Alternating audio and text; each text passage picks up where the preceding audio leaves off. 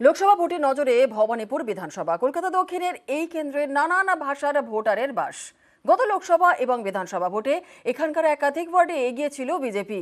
এবার সব দলেরই নজর সেই সব ওয়ার্ডে অবাঙালি ভোটারদের মন জয়ে জল মাপছে সব পক্ষই।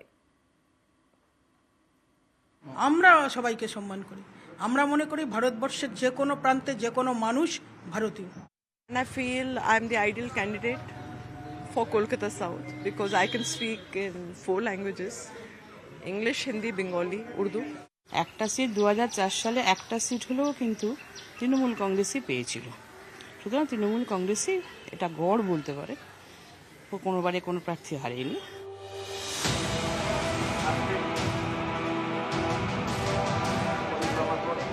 লোকসভা ভোট, এই ভোটেও চর্চায় একটা বিধানসভা আসন, কলকাতা দক্ষিণ লোকসভা কেন্দ্রের ভবানীপুর।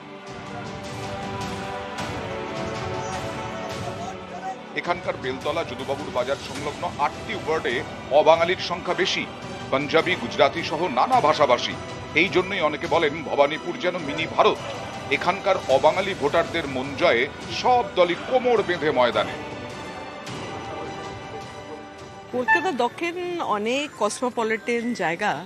আপনি বিভিন্ন ল্যাঙ্গুয়েজেসকে দেখতে পাচ্ছেন, আপনি বিভিন্ন ধর্মকে দেখতে পাচ্ছেন, বিভিন্ন ভাষা এখানে। আপনি হিন্দিভাষী আছে এখানে, গুজরাটি স্পিকিং পিপল আছে, বেঙ্গলি স্পিকিং ইন্টেলেকচুয়ালস, ভদ্রলোক, মিডল ক্লাস, একটা এলিট সোসাইটি আছে। তো ওই নিয়ে I feel that I am also part of mini India.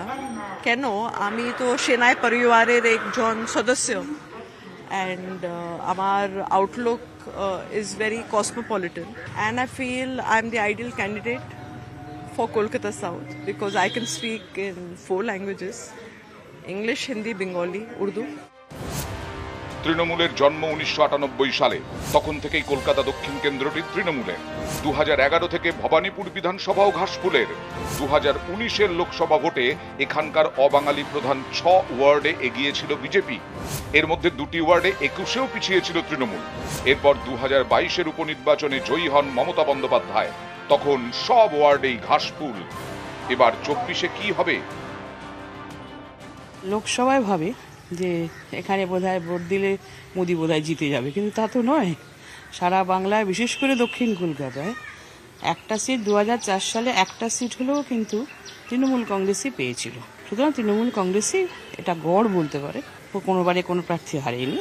সেইখানে ওরা তৃণমূল কংগ্রেসকে আলাদা একটা চোখে দেখে, সেই ভরসাতেই তারা ভোটটা দেয়। এর আগেও উনি দেখেছেন লোকসভা নির্বাচনে, এবারও উনি দেখবেন ভবানীপুর ওনার সঙ্গে কি ব্যবহার করেন। আপনারাও জানেন, আমরাও জানি কিভাবে জেতা যায়, কিভাবে জেতেন, কিভাবে প্রত্যেকটা হাই রাইজে তালা মারতে হয় বাইরে থেকে।